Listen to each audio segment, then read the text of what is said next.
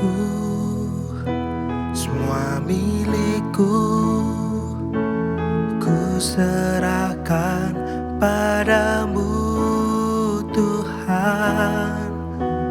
Penyesalan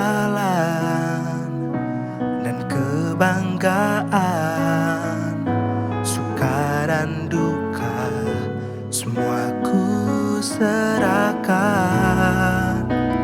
Yang telah lalu, yang akan datang, hasrat dan harapan yang terbayang, masa depan dan rencanaku, semua ku serahkan dalam tanganmu.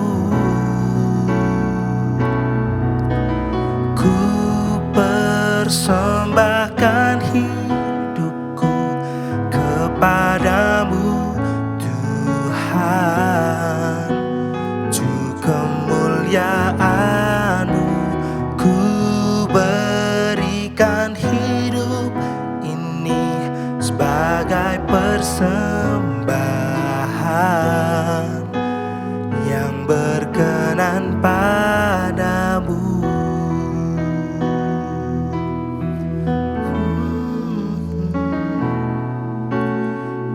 Ini aku, semua milikku, ku serahkan padamu Tuhan.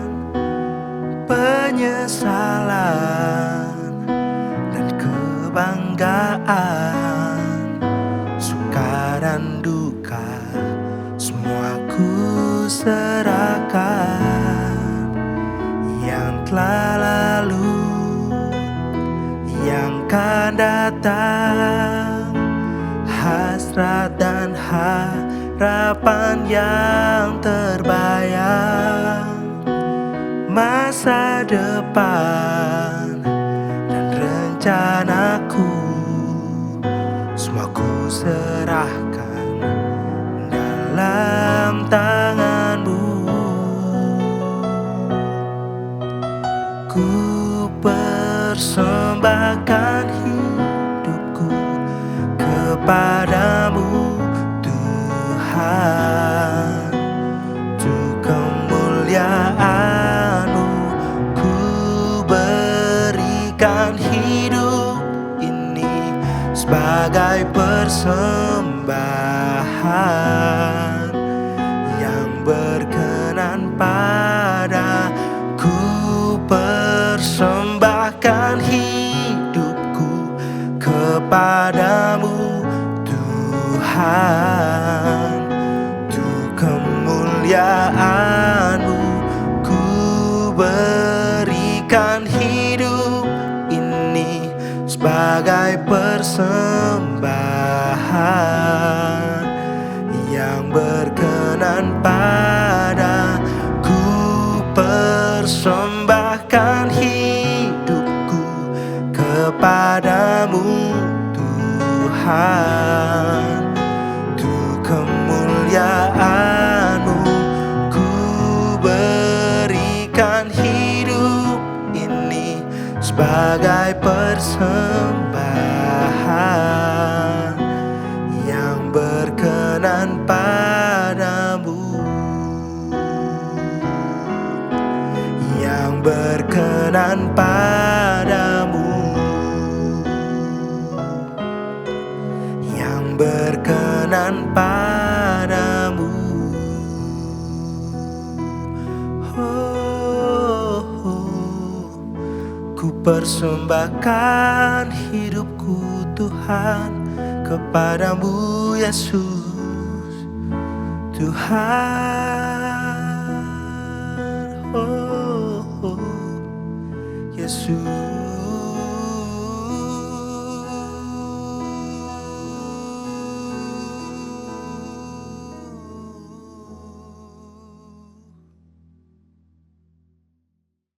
Shalom saudara sekalian, hari ini perenungan Rise Up kita diambil dari Keluaran 26 Dan kita melihat bagaimana Tuhan berfirman kepada Musa untuk mendirikan kemah suci.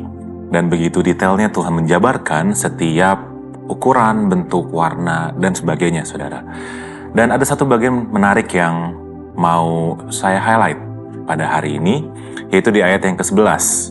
Saya bacakan, haruslah engkau membuat 50 kaitan tembaga dan memasukkan kaitan itu ke dalam sosok-sosok dan menyambung tanda-tanda kemah itu supaya menjadi satu.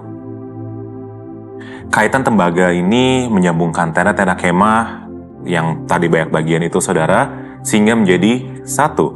Dan ini membicarakan mengenai kesatuan. Seperti dikatakan di Roma 12 ayat yang kelima. Demikian juga kita, walaupun banyak, adalah satu tubuh di dalam Kristus, tetapi kita masing-masing adalah anggota yang seorang terhadap yang lain.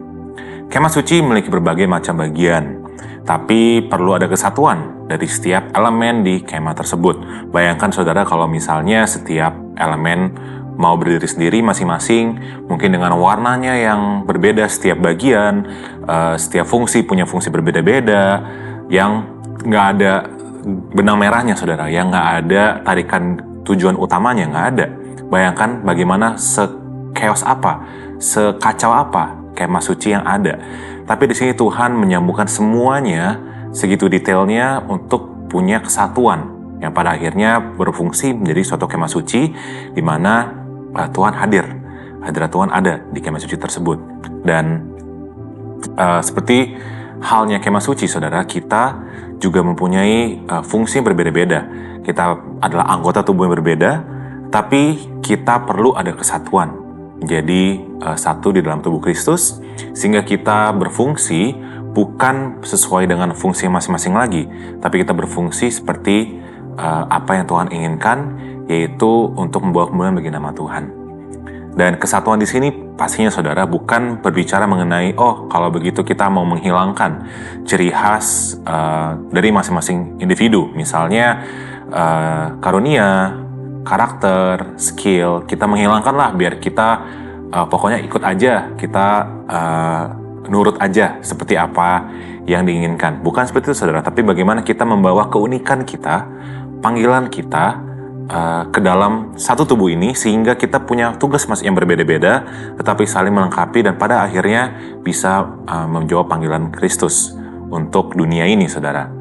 Dan di dalam kesatuan itu perlu adanya saling menghargai, karena pasti akan sangat sulit saudara kalau misalnya kita tidak bisa saling menghargai. Bayangkan bagaimana jika setiap kita punya karunia, panggilan, karakter, skill yang berbeda-beda, tetapi saling melengkapi dan saling membangun. Bayangkan se-powerful apa, se-impactful apa, seberdampak apa saudara kita bisa menjadi kalau misalnya kita bisa saling toleransi, saling menghargai akan perbedaan yang ada. Karena tujuannya sekali lagi saudara bukan untuk kepentingan pribadi, tapi untuk memuliakan Kristus. Dan di saat disatukan saudara, seperti kota tadi yang disatukan, pasti ada gesekan yang mungkin membuat kita nggak nyaman. Gesekan yang terjadi di saat kita sedang bekerja sama atau sedang menjadi satu, mungkin ada reaksi-reaksi tertentu yang kita rasakan, nggak nyaman, marah, sedih, kecewa, dan sebagainya. Karena seringkali kita mau didengarkan, kita mau diikuti cara pikiran kita, cara kita bekerja. Tapi setiap orang punya cara masing-masing. Seringkali yang kita permasalahkan saudara adalah caranya. Padahal tujuannya sama, tapi seringkali membuat kita berbenturan adalah caranya. Nah, bagaimana setiap kita mau belajar hari ini untuk kita nggak terlalu fokus kepada caranya saja, tapi kita juga mau fokus kepada tujuan akhirnya. Tujuan besarnya, gambaran besarnya dari sesuatu rencana yang Tuhan berikan buat kita. Sebagai satu tubuh Kristus, Tuhan mau setiap kita untuk menjadi saksi. Tuhan mau setiap kita untuk bisa berfungsi sehingga semakin banyak orang lagi bisa mengenal Kristus. Jadi bagaimana setiap kita bisa saling menajamkan, bisa saling menghargai, saling mengerti satu sama lain sehingga pada akhirnya setiap kita bisa mengikis ego kita masing-masing. Sehingga ini bukan lagi tentang kita, tapi ini semuanya adalah tentang Tuhan. Mari kita berdoa, saudara. Tuhan, terima kasih buat perenungan Tuhan hari ini.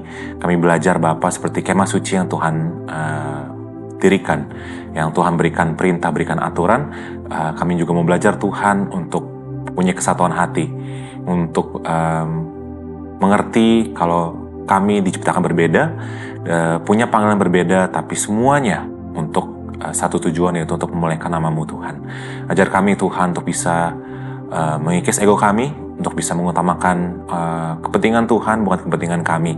Karena kami tahu Tuhan banyak hal yang mungkin kami masih inginkan di dunia ini, kami masih mau lakukan Tuhan di dunia ini. Tapi terlebih daripada itu semua Tuhan, kami belajar untuk menyerahkan keinginan kami menyerahkan hidup kami, sehingga semuanya itu adalah punya Tuhan. Dan kami juga percaya Bapa kalau hidup kami bukan lagi untuk kami, bukan lagi hak kami, tapi apa yang menjadi maunya Tuhan, apa yang menjadi keinginan Tuhan, apa yang menyenangkan Tuhan dalam kehidupan kami. Karena kami hidup bukan untuk diri kami sendiri, tapi kami hidup untuk Tuhan. Terima kasih Bapa untuk kebenaran yang boleh Tuhan sampaikan pada kami hari ini. Ajar kami untuk terus semakin hari Tuhan, semakin belajar untuk mengejar apa yang menjadi penting bagi Tuhan. Terima kasih Tuhan, di dalam nama Tuhan Yesus Kristus kami telah berdoa dan syukur. Haleluya. Amin. Keluaran 26. Mengenai kemah suci. Kemah suci itu haruslah kau buat dari 10 tenda dari lenan halus yang dipintal benangnya dan dari kain ungu tua, kain ungu muda dan kain kirmizi. Dengan ada kerupnya, buatan ahli tenun, haruslah kau buat semuanya itu. Panjang tiap-tiap tenda haruslah 28 hasta dan lebar tiap-tiap tenda 4 hasta. Segala tenda itu harus sama ukurannya. 5 dari tenda itu haruslah dirangkap menjadi 1, dan yang 5 lagi juga harus dirangkap menjadi 1. Pada rangkapan yang pertama, di tepi satu tenda yang di ujung, haruslah engkau membuat sosok-sosok kain ungu tua, dan demikian juga di tepi satu tenda yang paling ujung pada rangkapan yang kedua. 50 sosok harus kau buat pada tenda yang satu dan 50 sosok pada tenda yang di ujung pada rangkapan yang kedua, sehingga sosok-sosok itu tepat berhadapan satu sama lain. Dan haruslah engkau membuat 50 kaitan emas dan menyambung tenda-tenda kemah suci yang satu dengan yang lain dengan memakai kaitan itu, sehingga menjadi satu. Juga haruslah engkau membuat tenda-tenda dari bulu kambing menjadi atap kemah yang menudungi kemah suci. 11 tenda harus kau buat. Panjang tiap-tiap tenda harus 30 hasta dan lebar tiap-tiap tenda 4 hasta. Yang 11 tenda itu harus sama ukurannya. 5 dari tenda itu haruslah kau sambung dengan tersendiri, dan 6 dari tenda itu dengan tersendiri. Dan tenda yang ke-6 haruslah kau lipat 2, di sebelah depan kemah itu. Haruslah engkau membuat 50 sosok pada rangkapan yang pertama di tepi satu tenda yang di ujung dan 50 sosok di tepi satu tenda pada rangkapan yang kedua. Haruslah engkau membuat 50 kaitan tembaga dan memasukkan kaitan itu ke dalam sosok-sosok dan menyambung tenda-tenda kemah itu, supaya menjadi satu. Mengenai bagian yang berjuntai itu, yang berlebih pada tenda kemah itu, haruslah setengah dari tenda yang berlebih itu berjuntai di sebelah belakang kemah suci. Sehasta di sebelah sini dan sehasta di sebelah sana pada bagian yang berlebih pada panjang tenda-tenda kemah itu haruslah berjuntai pada sisi-sisi kemah suci, di sebelah sini dan di sebelah sana untuk menudunginya.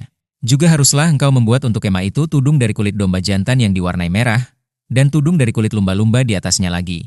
Haruslah engkau membuat untuk kemah suci papan dari kayu penaga yang berdiri tegak, 10 hasta panjangnya satu papan dan 1,5 hasta lebarnya tiap-tiap papan. Tiap-tiap papan harus ada 2 pasaknya yang disengkang satu sama lain. Demikianlah harus kau perbuat dengan segala papan kemah suci. Haruslah engkau membuat papan-papan untuk kemah suci, 20 papan pada sebelah selatan. Dan haruslah kau buat 40 alas perak di bawah ke-20 papan itu, 2 alas di bawah satu papan untuk kedua pasaknya, dan seterusnya 2 alas di bawah setiap papan untuk kedua pasaknya. Juga untuk sisi yang kedua dari kemah suci, pada sebelah utara, kau buatlah 20 papan dengan 40 alas peraknya. 2 alas di bawah satu papan dan seterusnya 2 alas di bawah setiap papan. Untuk sisi belakang kemah suci, pada sebelah barat, haruslah kau buat 6 papan. 2 papan haruslah kau buat untuk sudut kemah suci, di sisi belakang. Kedua papan itu haruslah kembar pasaknya di sebelah bawah dan seperti itu juga kembar pasaknya di sebelah atas, di dekat gelang yang satu itu. Demikianlah harus kedua papan itu, haruslah itu merupakan kedua sudutnya. Jadi harus ada 8 papan dengan alas peraknya, 16 alas, 2 alas di bawah satu papan dan seterusnya 2 alas di bawah setiap papan. Juga haruslah kau buat kayu lintang dari kayu penaga. 5 untuk papan-papan pada sisi yang satu dari kemah suci, 5 kayu lintang untuk papan-papan pada sisi yang kedua dari kemah suci, dan 5 kayu lintang untuk papan-papan pada sisi kemah suci yang merupakan sisi belakangnya, pada sebelah barat. Dan kayu lintang yang di tengah-tengah papan-papan itu, haruslah melintang terus dari ujung ke ujung. Papan-papan itu haruslah kau salut dengan emas, gelang-gelang itu haruslah kau buat dari emas sebagai tempat memasukkan kayu-kayu lintang itu, dan kayu-kayu lintang itu haruslah kau salut dengan emas. Kemudian haruslah kau dirikan kemah suci sesuai dengan rancangan yang telah ditunjukkan kepadamu di atas gunung itu. Haruslah kau buat tabir dari kain ungu tua, dan kain ungu muda, kain kirmizi dan lenan halus yang dipintal benangnya. Haruslah dibuat dengan ada kerubnya, buatan ahli tenun. Haruslah engkau menggantungkannya pada 4 tiang dari kayu penaga, yang disalut dengan emas, dengan ada kaitannya dari emas, berdasarkan 4 alas perak. Haruslah tabir itu kau gantungkan pada kaitan penyambung tenda itu dan haruslah kau bawa tabut hukum ke sana, ke belakang tabir itu, sehingga tabir itu menjadi pemisah bagimu antara tempat kudus dan tempat maha kudus. Tutup pendamaian itu haruslah kau letakkan di atas tabut hukum di dalam tempat maha kudus. Meja itu haruslah kau taruh di depan tabir itu, dan kandil itu berhadapan dengan meja itu pada sisi selatan dari kemah suci, dan meja itu haruslah kau tempatkan pada sisi utara.